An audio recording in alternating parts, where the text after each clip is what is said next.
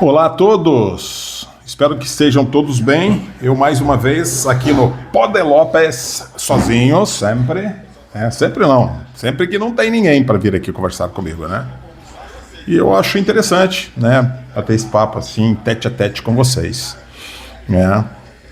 Então hoje eu quero falar sobre uma coisa muito antiga, mas tão antiga que quando ela surgiu nem boleto existia, não tinha internet. É um nome complicado isso. Estoicismo, né? Mas calma, não é uma doença, não é um remédio, não é uma posição de yoga, não é um partido político. Estoicismo é uma filosofia de vida, né? Criada há mais de 2000 anos, né? Tem alguns representantes mais famosos, que seria o Epiteto, Marco Aurélio e Sêneca. Sêneca, inclusive, foi contemporâneo de Jesus Cristo. Há uma divergência aí com relação ao ano exato do nascimento de Jesus. Depois vocês procurem, né? Talvez ele tenha sido uma confusão aí dessa instituição do calendário gregoriano. Parece que tem uma diferença de alguns anos aí. Mas, em tese, o Sêneca foi contemporâneo de Jesus Cristo, né? E um dos representantes, né, fortes foi Marco Aurélio, né? Marco Aurélio foi imperador de Roma, né? No século II depois de Cristo, tá? E naquela época não tinha internet, não tinha WhatsApp, não tinha Instagram, mas entendiam exatamente os problemas que nós temos hoje, né? Se ele vivesse hoje, por exemplo. O problema nunca foi a tecnologia, né? Essa tecnologia toda que nos aproxima, né? O cidadão está lá na China, está lá nos Estados Unidos, está na Estação Espacial Internacional e está próximo, está a um toque de celular, né? Então, o mundo está altamente conectado. Então, o problema não foi a tecnologia. O problema sempre foi o fator humano, né? O ser humano, né? Outro dia eu vi uma pessoa brigando no Facebook, né? Chamando o outro de idiota, de besta, de burro, ou seja, das piores qualificações possíveis, né? Agora, imagina se Marco Aurélio, por exemplo, né, acordasse e visse alguém escrevendo uma coisa dessa, né? Em letras garrafais, né? Para um desconhecido. Parece que o cidadão chamava-se, ou pelo menos o nickname dele era, ó, que beleza, o perfil dele era Guerreiro Patriota 47. Que coisa louca. O Marco Aurélio voltaria diretamente pro túmulo lá, né? Porque já morreu há muitos anos. O estoicismo, na realidade, ele não ensina uma coisa simples, né? Existem coisas que nós controlamos e coisas que a gente não controla. O que eu controlo? O que você controla?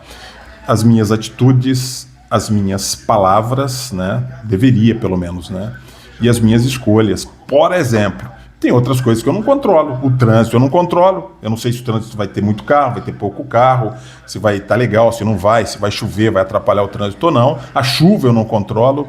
A opinião dos outros eu não controlo. O VAR do futebol, se eu controlasse, se eu soubesse controlar, controlaria. Mas você vê que a gente não controla. A gente fica bravo pra caramba. Puta, o VAR marcou um pênalti que não era pra marcar. Tinha uma falta lá que ele viu e não era. Enfim, né? E muito menos o preço das coisas, o preço da picanha, o preço do carro, o preço dos imóveis, enfim, é livre mercado, né? Mas nós insistimos justamente nas coisas que a gente não controla. Vocês já perceberam isso? Né? A gente passa o dia inteiro nervoso. Por quê? Porque o vizinho comprou um carro melhor, o cunhado ganhou dinheiro, o colega viajou, a ex está feliz, o cachorro do vizinho late. O governo existe, a oposição existe, a sogra existe, o sofrimento é em tempo integral, porque tem alguma coisa que está nos incomodando e normalmente relacionadas às pessoas ou às situações que nós não controlamos, né? O estoico, né? A filosofia estoica olha para isso e pergunta: você consegue resolver? Consegue ou não? Não. Né? Então, por que sofrer duas vezes, sofrer por antecedência? Né? Isso é genial, esse pensamento é genial. né? Porque a maioria das nossas preocupações ela nunca acontece. De fato, elas não acontecem, né? Mas nós sofremos por elas mesmo assim, né? É direto, em todas as situações, né? Tem uma frase estoica que eu gosto muito, né? Não são os fatos que nos perturbam, mas a interpretação que fazemos deles, né? Olha que bacana isso, que atual, né? Você posta uma foto, aí uma pessoa elogia, uma outra ignora, uma terceira critica e pronto, seu dia acabou. O problema não foi a foto, foi a importância que eu dei, ou que você deu, para a reação das pessoas com relação a essa foto, né? Eu vou falar a verdade aqui, tá? A idade ajuda muito, né? Eu já sou veinho e tal. Talvez eu tivesse um comportamento parcial estoico, mas com o tempo isso vai sendo mais apurado, né? Quando somos jovens, queremos provar alguma coisa para todo mundo. É uma constante, né? É publicar mais, é querer afirmação, querer lacrar muitas vezes e validação, né? Depois de um tempo, descobrimos uma coisa libertadora, né? A maioria das pessoas está ocupada demais para preocupar com a nossa vida, cara. Todos têm as suas preocupações, né? As suas mazelas do dia a dia, o seu trabalho, a tua família, né? Mas o estoicismo ele não ensina as pessoas a serem frias, não nos ensina a sermos frios, não. Ele não nos ensina a virar pedra, né? O coração de gelo. Não ensina a aceitar as injustiças. A gente nem deve aceitar as injustiças, né? Quer seja contra a criança, quer seja contra o idoso, quer seja contra uma outra pessoa, né? Quer seja contra os animais, cara. Ele ensina uma coisa muito mais útil, cara. Não entregar o controle da sua paz para qualquer acontecimento, né? A gente murmura demais, a gente se melindra demais por pouca coisa, né? A gente dá uma importância, né, uma coisa que pode ser importante, sim, eu não vou desmerecer isso, não, mas talvez a gente dê uma importância além do que ela de fato mereça, né?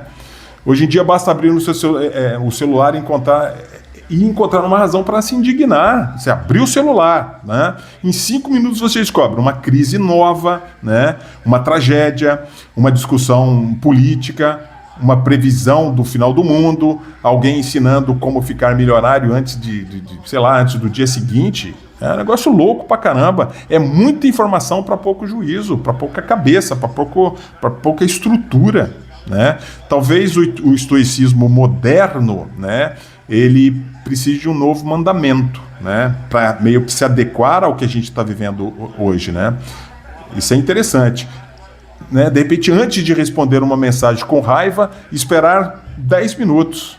Né? Eu preciso, de repente, fazer isso também, né? Porque tudo que a gente faz na forte emoção, a gente faz merda, faz besteira, né? Então, se bebeu, por exemplo, é melhor não teclar, melhor não responder, porque aí você já está, né, com os sentidos mais alterados e vai responder errado, né? Então, metade dos conflitos familiares acabariam se a gente tivesse essa regrinha aí, tá? E a outra metade acabaria quando a pessoa apagasse o áudio de 6 minutos que gravou num grupo de família, por exemplo. Mas eu não sei, também nem dá para criticar totalmente isso, né? Isso é até uma brincadeira, né? Porque de repente a pessoa tá ali, tá meio carente, meio deprimida e manda aquele áudio longo. É só colocar. Hoje tem a possibilidade de colocar 1,5 vezes e 2 vezes. Às vezes precisaria colocar em 10 vezes, né? De velocidade ali, né? No final das contas, o estoicismo ele nos faz uma pergunta simples. O que depende de mim agora? Ou de você? Né? Agora. Não do ontem, não do amanhã, do agora. Porque a vida acontece aqui, nesse instante, nesse momento em junho, né, de 2026. É o que nós estamos vivendo. Né? E eu encerro com uma reflexão, né, a respeito do estoicismo, né? Talvez a verdadeira liberdade não seja fazer tudo o que queremos. Talvez seja não ser escravo de tudo o que acontece ao nosso redor. Marco Aurélio já dizia há quase 2000 anos atrás, e sinceramente, se ele sobrevivesse ao Império Romano, talvez sobrevivesse também aos grupos de WhatsApp, aos grupos de família, né, às redes sociais, ao Instagram, ao Facebook, né? E é isso.